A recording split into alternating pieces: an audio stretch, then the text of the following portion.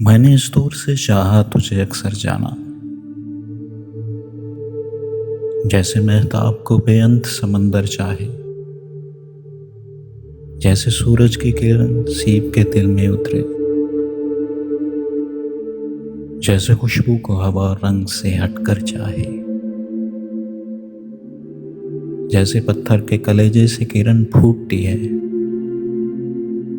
जैसे गुंजे खिले मौसम से हिना मांगते हैं, जैसे ख्वाबों में ख्यालों की कमा टूटती है, जैसे बारिश की दुआ आप लापा मांगते हैं।